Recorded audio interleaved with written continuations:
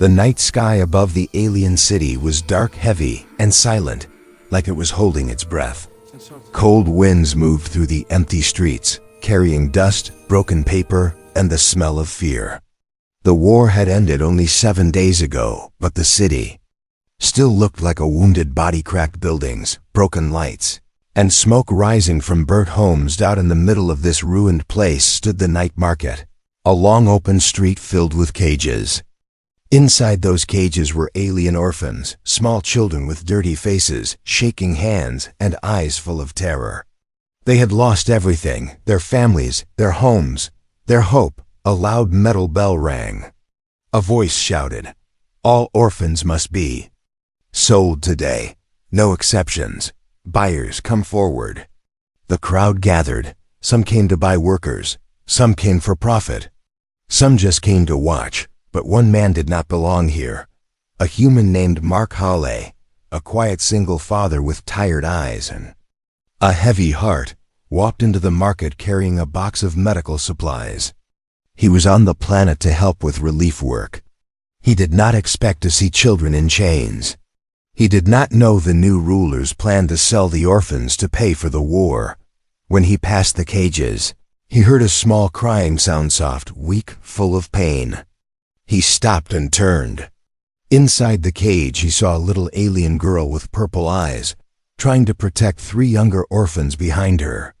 Her clothes were torn, her knees were bruised, but she stood in front of them like a small shield.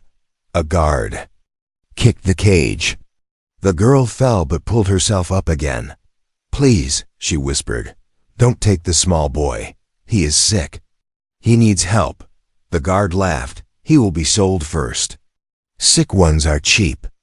Mark froze. A memory stabbed his heart, his own daughter lying sick in a hospital bed 2 years ago, her small hand cold in his. He felt that same helpless pain again. The guard opened the cage, grabbed the smallest boy, and yanked him out. The boy cried in fear. The purple-eyed girl tried to hold him, but the guard pushed her away. She fell hard on the ground, dust covering her face. Mark dropped the supply box. He stepped forward without thinking. "That's enough," he said. The guard stopped and looked at him with confusion. "Go away, human. This is government order." Mark's voice shook but stayed firm. "They're children. You cannot sell children." The guard smirked. "Human, you have no power here." Another guard hit Mark's shoulder with a metal stick. The crowd laughed. But then something happened that made the laughter stop. The little sick boy fainted. His small body fell limp in the guard's hands. The purple-eyed girl screamed and crawled toward him. "Please, he will die. Help him. Please."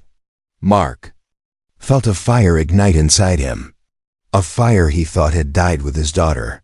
He pushed the guard aside, grabbed the boy gently, and checked his breathing. Weak. Too weak. He looked at the cage where the other children were trapped. Rusted metal chains held the door shut.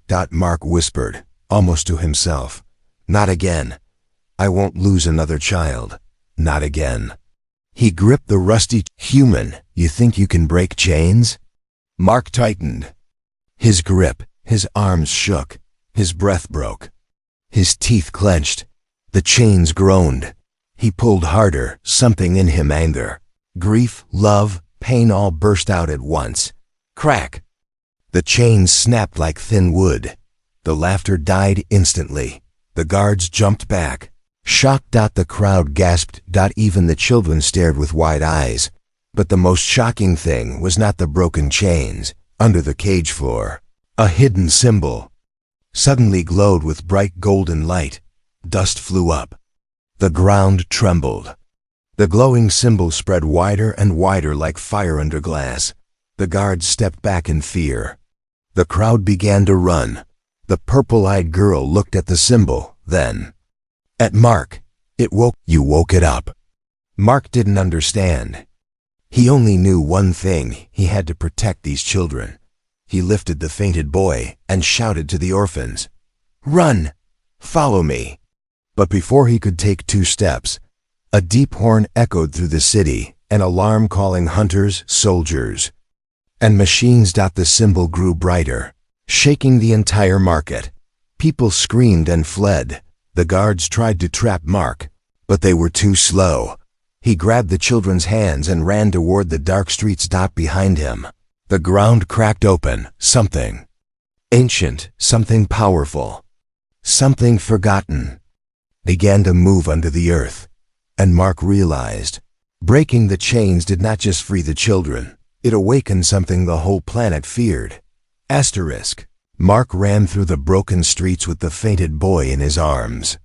The purple-eyed girl and the other orphans followed close behind, their feet hitting the cold ground fast and uneven. Behind them, alarms echoed through the whole city, loud, sharp, angry. The symbol under the market was still glowing from far behind, lighting the sky. Like a silent warning. Everyone who saw it knew what it meant. Everyone except Mark. He only knew one thing.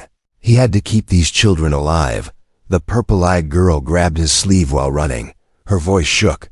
"Father Mark, they will send hunters now. They never let orphans escape." Mark didn't ask why. He didn't waste time with questions. He only said, "Show me a place to hide." The girl pointed toward a narrow alley between two destroyed buildings. "There is a tunnel. I used it to steal food when we had nothing." Mark nodded and followed her into the alley. The stones beneath their feet were cracked, and wires sparked from broken lights. He carried the fainted boy close to his chest, feeling every weak breath. A sudden loud blast came from behind them. Something heavy landed on the ground. Mark turned for 1 second. A group of armored hunters dropped from the air, tall alien soldiers with glowing helmets and electric spears. Their armor shone blue in the dark. One of them shouted, "Stop! Hand over the children!" The orphans screamed and ran faster. Mark pushed them forward. "Go, don't look back." He ducked as a spear flew past his head, cutting the wall beside him. Sparks burst everywhere. Dust filled the air. The purple-eyed girl cried, "This way," and pulled a metal sheet from the ground. Under it was a dark tunnel entrance, cold, narrow, and barely big enough for 2 children at once. "Go inside," Mark ordered. The children climbed down quickly. Mark followed last, pulling the sheet back over them. Darkness swallowed them completely. Inside the tunnel, the air was thick and damp. The ceiling hung low. Small stones rolled under their feet. The fainted boy made a weak sound in Mark's arms. The purple-eyed girl led the group, her glowing eyes lighting the path like 2 small lanterns. "What's your name?" Mark whispered to her. "Leary," she said softly. "My mother named me that before the war took her." Mark felt pain in his chest again. "Leary, can he survive?" He looked at the small boy. Leary touched the boy's forehead. "He has fever." "And fear, too much fear." Mark breathed hard. "We'll find help." "I promise." But Leary shook her head. "No one will help us. The rulers don't allow anyone to protect orphans. They say we bring bad luck." Mark clenched his jaw. "They are wrong." The tunnel suddenly shook. Dust fell from the ceiling. A deep humming sound moved through the walls. Leary stopped walking. "They activated the scanners. They are searching the ground." Mark looked around. "Is there another exit?" Leary nodded. "A long way ahead." But what?" Mark asked. Leary took a small glowing stone from her pocket. It was the same symbol Mark saw under the cage. It reacted when you broke the chains. It woke up. It told the hunters where we are. Mark stared at the glowing symbol. "Why does it react to me?" Leary swallowed hard. "Only someone with a pure heart can wake the old power. Someone who protects children. Someone who breaks chains." Mark felt cold. "I don't understand." "You don't need to," Leary whispered. "But the hunters do. If you awakened it, they will chase you until you are captured." The tunnel shook again, this time harder. A voice echoed through the pipes above them. "The human is inside the old tunnel. Block every exit. Capture him alive. Mark lifted the sick boy higher and whispered, "Faster." They ran through the tight tunnel. Their breaths were loud. Their steps were quick. Water dripped from the ceiling onto their heads. Leary pointed forward. There, the end. A small hole in the wall showed the outside light. Mark pushed the children through one by one. Leary crawled out last. Mark followed, but something grabbed his leg. Hunter's metal hand reached through the opening and pulled hard. Mark fell forward, the boy almost slipping from his grip. Leary screamed and grabbed Mark's arm with both hands. "Don't let go!" she cried. The hunter pulled harder. The tunnel wall started to crack. The children screamed. Mark held the boy with one hand and Leary with the other. The hunter growled. "The children belong to us," Mark shouted back. "Not anymore." And, with all his strength, Mark kicked the hunter in the helmet, breaking free for now.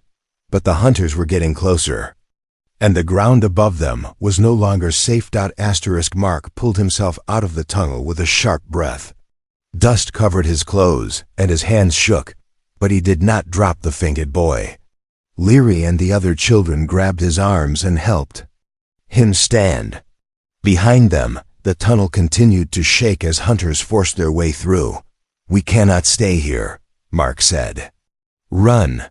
They ran into the ruins of an old district, broken towers, fallen bridges, and half-burnt homes. The shadows were long and deep, and cold wind moved through the empty windows like ghosts whispering warnings. Leary pointed at a fallen statue ahead. It was huge, cracked, and covered in vines. "Behind this," she said, "there is a safe place." Mark followed her. He kneeled behind the statue and carefully placed the fainted boy on the ground. The child's breathing was weaker now. His small chest rose and fell slowly. Mark touched his forehead. "He is burning." Leary knelt beside him. She placed her hand over the boy's heart. Her fingers glowed softly purple light, gentle and warm. Mark stared. What are you doing?" Leary closed her eyes. "I don't know how to explain. I only know this helps. My mother taught me before she..." Her voice cracked.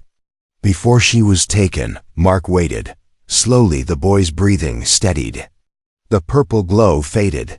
Leary collapsed forward, tired. Mark caught her. "Leary, are you okay?" She nodded weakly. "It takes my strength, but he will live a little longer." Mark looked at her with new worry, but also new respect. She was just a child, yet she carried pain and power far bigger than her small body. Suddenly, a deep mechanical sound rolled through the ruins, heavy footsteps. The children froze. Mark stood quickly. "Hunters?" Leary shook her head slowly. "No, hunters are fast and sharp. The sound is slow and heavy. Something old, something, watching us."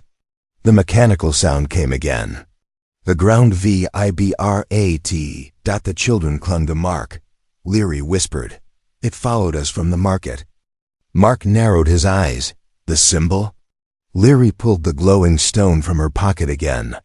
It pulsed brighter now, responding to whatever was approaching. "This stone connects to the old power," she said. "But I don't know why it reacts." "To you." Mark knelt in front of her. "I don't have powers. I'm just a man who doesn't want children in cages." Leary met his eyes. "Maybe that is why you woke it." Before Mark could reply, a deep voice echoed through the ruins. Not a human voice, not an alien one. A metallic, ancient, vibrating voice.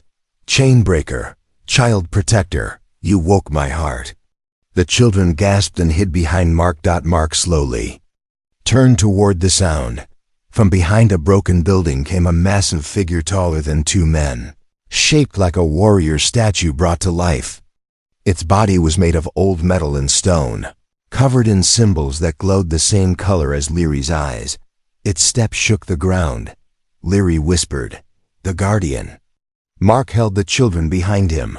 "What do you want?" The Guardian's glowing eyes focused on Mark. "You broke the chains of innocence. You touched the symbol of my oath. Only one who carries true grief and pure love can awaken me. Mark felt cold. I don't understand. Leary stepped forward, trembling. Are you here to harm us? The guardian kneeled, massive metal hands touching the ground gently. Double quotes. No. I am here to protect the last royal child. Mark blinked. Royal child? Who? Leary took a step back. Her eyes filled with fear.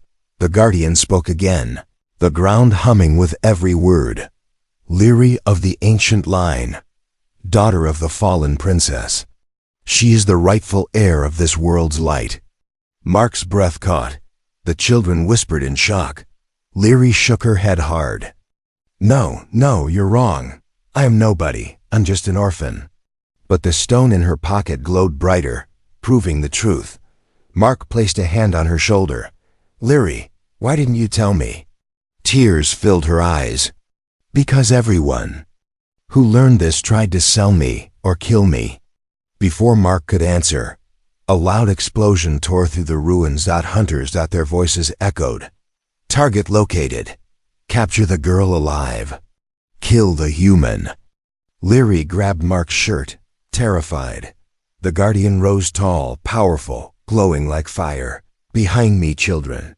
I will not let history repeat. Mark lifted the fainted boy and stepped behind the guardian with the children. The hunters charged. Guardian stepped forward, and a new war began in the ruins, one that would decide the fate of a single scared girl. And the man who risked everything to protect her. Asterisk. The guardian moved first. Its massive metal feet crushed broken stones as it stepped forward. Glowing lines on its chest lit up like fire spreading through steel. The hunters stopped for a moment, shocked. They had heard stories about ancient guardians, but none believed one could still wake. A hunter shouted, "Form the battle line. Do not let the air escape." Mark held the fainted boy close and pulled the younger children behind a fallen wall. Leary stood beside the guardian, trembling but trying to look brave. The guardian lifted one arm. A bright shield formed from light. The hunters charged together, spears sparking with blue electricity. They aimed for Leary. They aimed for Mark. They aimed to erase everything the guardian protected. But the guardian slammed its shield into the ground. A wave of golden energy exploded outward. Hunters flew back like leaves in a storm, crashing into broken buildings and rolling across the stones. Sparks shot from their armor. The children gasped. Mark stared in disbelief. Leary covered her mouth, but more hunters arrived, jumping from rooftops, appearing from smoke, running through the ruins in tight formation. These ones were stronger, heavier, and trained for war. They surrounded the guardian. Leary whispered, "They know who I am now. They will not stop." Mark looked at her. "I won't let them take you, ever." The guardian punched the ground, creating another shockwave. But this time, the hunters braced themselves. They stabbed their electric spears into the stones to keep balance. One hunter lifted a device small, black, dangerous looking. Lyra gasped. "That is a capture core. It steals energy from old machines." The hunter threw it at the guardian. The device attached to its chest and flashed red. The guardian froze for a second. Then sparks burst from its joints. Leary screamed, "No!" Mark didn't think. He ran forward, dodging falling stones and electric blasts. He pulled his knife, a small tool he used for supplies, not fighting. A hunter blocked his way. Mark ducked under the spear and punched him in the throat. The hunter fell back, stunned. Mark jumped onto the guardian's leg, grabbed the capture core, and ripped it off. His hand burned, but he didn't let go. The vise exploded in his palm. Mark fell, hard, rolling on the ground. His skin burned, and smoke rose from his hand. Leary cried out, "Father Mark!" The guardian's eyes lit up again. "You protect even me, chain breaker." But the hunters grew desperate. They changed their strategy. "We cannot fight the guardian." The leader shouted, "Capture the children first. Take the girl." Immediately the hunters turned not toward the guardian, but toward the hiding children. Mark's eyes widened in horror. He grabbed his burned hand and forced himself up. The hunters ran too fast. Leary stepped in front of the children. Her small body shook. Purple light began to rise from her hands. She didn't know how to control it, but fear made the power burst out. A bright beam shot forward and threw 2 hunters back, but Leary fell to her knees, exhausted. Mark sprinted toward her. Leary. Before he could reach her, something unexpected happened. A calm voice called from the shadows. "Stop. Bring the children to me. I can help them." Mark froze. Leary turned her head slowly. The children looked confused. An alien doctor, thin, older, wearing torn medical clothes, stepped out from behind a broken doorway. His name was Dr. Vesk. He had treated survivors during the war. Mark had met him once at a relief station. Doctor raised his hands peacefully. "I am not with the hunters. I can heal the boy. I can hide all of you." Mark hesitated. His instincts told him to keep moving. But the fainted boy was getting worse. Leary was too weak to help again. Mark looked at Leary. "What do you think?" She stared into the doctor's eyes, the way scared children do when they try to sense danger. I don't know," she whispered. "But he helped people during the war. He saved many." The guardian looked at the doctor, its glowing eyes dimming slightly. "This one carries truth and fear." Mark swallowed. He made the hardest decision a protector could make. "Okay," he said. "We will go with you." The doctor nodded quickly and guided them into a hidden door beneath the ruins. They didn't know that behind his worried eyes, Dr. Vesk was hiding a message device in his pocket, a message he planned to send as soon as they entered his clinic. "I found the royal child. I found the human who awakened the guardian. Send hunters. I will deliver them all." Dr. Vesk guided Mark, Leary, and the orphans through a narrow metal hallway hidden deep under the ruined buildings. The door closed behind them with a heavy sound. The air inside smelled of medicine and old machines. Soft blue lights glowed on the walls. "This is an old emergency clinic," the doctor said.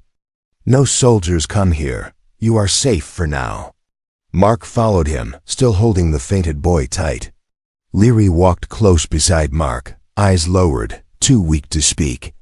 The other children stayed behind her, silent and frightened. Dr. Vesk opened a small room with a metal bed. "Put the boy here. I will help him first." Mark gently laid the child down. The boy shivered, sweat covering his forehead. The doctor placed a scanner over his chest. "He is in shock, fever, and stress. But he will live if treated soon." Mark felt relief wash over him, but only for a moment. Leary touched Mark's arm.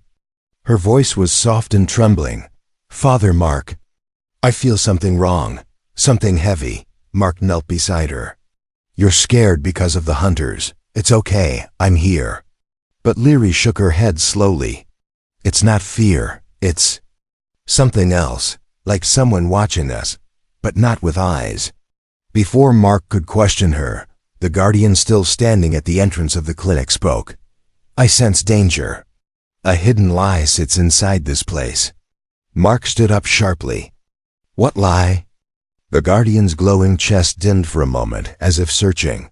"Someone here carries 2 faces, one they show, and one they hide." Mark's heart tightened. He slowly turned toward Dr. Vesk. The doctor stood still, hands shaking slightly. But before Mark could speak, the doctor raised both hands quickly. "Don't misunderstand, I only want to help the children." His voice cracked. Was it fear or guilt? Mark stepped forward. "Doctor, tell me the truth. Did you call the hunters?" Dr. Vesk's eyes widened. "No, I would never." But then a small electronic beep sounded from the doctor's pocket. Mark's stomach dropped. The guardian's voice rumbled like thunder. "The message is sent." Dr. Vesk flinched as Mark grabbed the device from his pocket. A small screen flashed. "Location sent. Target, royal child. Reward requested. Mark's hand shook with anger. You betrayed us. Leary stepped back, tears flooding her eyes. You promised to help, Dr. Vesk broke. I'm sorry. I had no choice. The new rulers threatened my family, my wife, my son. They said if I do not deliver the royal child, they will kill them. Mark felt a cold anger burn through him. You risked our lives. The doctor fell to his knees. He cried like a man carrying too many secrets. I'm a coward, he whispered. But please, please save my family. I couldn't save anyone. During the war, I thought, maybe this time. Maybe if I helped them, they would spare someone. Thunder shook the clinic. Not real thunder, hunter ships landing outside, Leary gasped. They are here. The Guardian stepped forward, blocking the exit. The enemy surrounds the building. They want the child. They want the chain breaker. Mark grabbed Leary's hand. We're leaving, now. But the only exit was blocked. Dr. Vesk stood slowly, wiping tears. I know a secret passage. I built it to escape during the war. Mark stared at him. Why should I trust you again? The doctor looked at Leary with sorrow. Because I am done being a coward. And because if you stay, all of you will die. A loud explosion hit the wall. Dust flew everywhere. The children screamed. Metal cracked. The Guardian quickly moved in front of them. You must go. This passage is your only hope. Dr. Vesk ran to a corner and pressed a hidden panel. A small door opened, leading into a dark tunnel. Mark lifted the fainted boy and pushed the children inside. Leary followed. The Guardian crouched to enter but paused. I will hold the hunters for as long as I can. Mark grabbed the Guardian's arm. No, you'll be destroyed. The Guardian's glowing eyes softened. I was created for children. I was created for this moment. The wall exploded again. Hunter voices shouted. Break through. Take the girl. The Guardian stepped into the smoke. Go, Chainbreaker. Protect the air. The tunnel door closed behind them. And for the first time Mark realized the war was no longer about survival. It was about destiny. The secret tunnel was narrow, cold, and filled with the smell of rust. Mark held the fainted boy tightly while the other children walked close beside him, their small hands shaking. Leary stayed at Mark's shoulder, her purple eyes glowing faintly in the dark. Dr. Vesk, breathing hard, led the way. Behind them, far away but growing louder, came the sound of battle metal clashing, walls breaking, and the heavy roar of the Guardian fighting alone. Leary kept turning to look back, tears sliding down her dusty cheeks. He is fighting for us, she whispered. Because of me. Mark put a hand on her shoulder. No, Leary, he's fighting for all of you. But Leary shook her head. The Guardian said, I am the heir. The last of my line. If I was not here, he would not have woken. Hunters would not be chasing us. He would not be fighting alone. Mark knelt and looked into her eyes. Listen to me. None of this is your fault. The wrong people made this world cruel, not you. Leary stared at him, her lips trembling. For the first time in her life, she saw someone who protected her without wanting anything in return. Ahead of them, Dr. Vesk slowed down. We're close, he said. The tunnel leads to an old underground train station. If we reach it, we can escape the entire district. Mark nodded, but something felt wrong. Too quiet, too empty. He whispered, Doctor, are you sure this place is safe? Dr. Vesk swallowed hard. I built the tunnel myself during the war. No one knows it exists. But as he said this, Leary suddenly stopped. Her eyes widened. Someone is here. Mark turned quickly. Where? Leary pointed forward with a shaking hand. I feel fear, but not ours. She stepped closer to the doctor. She looked up at him, studying his face. You are scared, she whispered. But not scared of hunters, scared of the truth. Dr. Vesk froze. His shoulders tensed. His hands twisted together. Mark moved toward him slowly. What truth? And then they heard it, a soft cry coming from inside the walls. Leary gasped and ran toward the sound. Behind a pile of broken metal, she found a small door half covered in dust. She pushed it open. Inside the hidden room, two alien children, weak, thin, crying, looked up at her with wide eyes. Mark stepped beside her. Who are they? Dr. Vesk broke into tears. My children. My son and daughter. Mark's eyes narrowed. You hid them here? Dr. Vesk nodded slowly. They were on the orphan list too. The rulers wanted to sell them after my wife died. I could not protect them, so I hid them in this secret room for months. Leary stepped inside and knelt beside the doctor's children. They are so weak, Dr. Vesk cried harder. I had no medicine left. The hunters watched every clinic. I was afraid to move them, afraid they would be taken away. Mark's anger softened. This man was broken, afraid, desperate, torn between saving his own children and protecting Leary. Leary held the doctor's trembling hand. You were wrong to betray us. But you are not a bad father. The doctor fell to his knees, sobbing. I'm sorry. I will help you escape. I promise.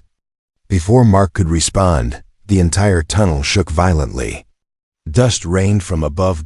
A deep, metallic voice echoed down the tunnel. Chainbreaker! Air! Run! Leary's eyes filled with horror. It's the Guardian's voice. He's losing. Mark felt dread crush his chest. We have to move now. The group hurried through the last part of the tunnel. They reached a massive underground station, dark, abandoned, but wide open. Old tracks stretched into darkness. The roof was cracked with moonlight shining through, but they were not alone. At the far end of the station, glowing blue armor appeared. Hunters. Dozens of them. The doctor's face drained of color. They already reached here. Mark placed the fainted boy on a bench and stood in front of the children. Leary, get behind me. Leary's hands glowed again, but weaker this time. The hunters raised their electric spears. Their leader stepped forward and said, The Guardian has fallen. The human is next. The air belongs to us. Leary cried out in pain as her glowing stone pulsed too bright to control. Mark stepped forward, burning hand clenched, eyes full of fire. You want her? He said. You'll go through me first. Just then, the ground thundered beneath them. Something huge began to rise from the shadows of the tracks. Something none of them expected. The underground station shook like something alive was breathing beneath it. The hunters froze for a moment, confused.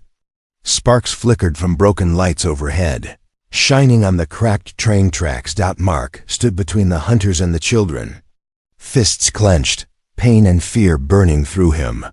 Leary held the glowing stone tight against her chest, tears falling fast. Dr. Vesk shielded his hidden children, whispering prayers in a broken voice. The hunter leader stepped forward. Take them, end the human, secure the air. But before they could move, the tracks split open. A giant metal shape pushed upward through dust and broken stone. The ground roared as old train rails bent like soft sticks. Sparks exploded everywhere. Mark and the children stepped back in shock. Leary gasped. It's another one. A massive metal figure rose from the darkness, similar to the Guardian, but older, larger, covered in layers of dust and battle scars. Glowing symbols lit up along its body, the same purple light as Leary's eyes. The hunter leader shouted, panicked. Second Guardian retreat formation. Before they could even move, the newly awakened Guardian slammed a giant fist into the floor. A shockwave blasted across the station, throwing hunters through the air like leaves in a storm. Their spears flew out of their hands. Their armor cracked. Mark shielded the children as the blast shook the entire station. Then, from behind the fallen stones, a weaker but familiar voice echoed. You woke my brother. The first guardian appeared, limping, sparks bursting from its joints, armor cracked from the earlier battle. It dragged itself forward, glowing dimly, but still alive. Leary ran toward it, crying, "You're alive!" The guardian kneeled weakly. "Because you needed me." The second guardian, ancient, powerful, freshly awakened, stood beside its wounded brother. Their glowing eyes locked on the hunters who were now scrambling to get back up. The hunter leader screamed, "Retreat! Retreat!" But the station doors closed, automatically sealed by the guardian's ancient command. No escape. No mercy. The older guardian stepped forward like a walking mountain. Its voice rumbled like thunder. "The era of selling children ends. Tonight." Mark looked at Leary. "What is this guardian? Why is it here?" Leary held the glowing stone, which was now shining like a small star. "It answered him," she whispered. The first guardian called for help, and the ancient one woke because it felt my fear. Mark looked at the tiny girl, frightened, shaking, but glowing with strange strength. "You are stronger than you think," he told her softly. The hunters regrouped, shaking, but still ready to fight. Their leader raised a final electric spear. For the new rulers, capture the heir or die trying. But Mark stepped forward beside the guardians. "You're not taking any child today." Leary grabbed Mark's burned hand with her small fingers. "I'm with you." The children huddled behind them. Dr. Vesk joined, holding his rescued son and daughter tight. The guardians raised their glowing arms. A wall of golden and purple light burst forward, a protective shield formed by the combined power of both guardians and Leary's royal energy. The hunters charged, and the light swallowed them. The noise was deafening. The ground shook. Lights burst. The air filled with dust, sparks, and screams. When the light faded, the hunters lay defeated on the ground, unconscious, armor broken, their weapons melted. The danger was over. Silence fell. A soft, peaceful silence. Mark dropped to one knee. Exhausted, the children hugged him tightly. Leary wrapped her small arms around his neck and whispered, "You broke our chains, and now we are free." The two guardians walked forward and kneeled before Leary. "Heir of the ancient line," the older one said. "Your world awaits your guidance." Leary trembled. I'm only a child." The first guardian placed a hand near her shoulder. "Then your protector will guide you until you are ready." Leary looked at Mark. "Will you stay with us?" she asked, voice shaking. "Not as a hero, but as our father?" Mark felt tears fill his eyes. He placed a hand gently on her head. "Leary, all of you. You're already my family." The children cried with relief. Dr. Vesk held his children and bowed deeply. The guardians rose and opened the path back to the surface. As they walked toward the first sunrise of their new future, Mark carried the fainted boy, who now breathed slowly and peacefully. Leary walked beside him, holding his hand. Behind them, the two guardians stood tall, watching over their new family. And for the first time in a long, painful war, hope returned to their world.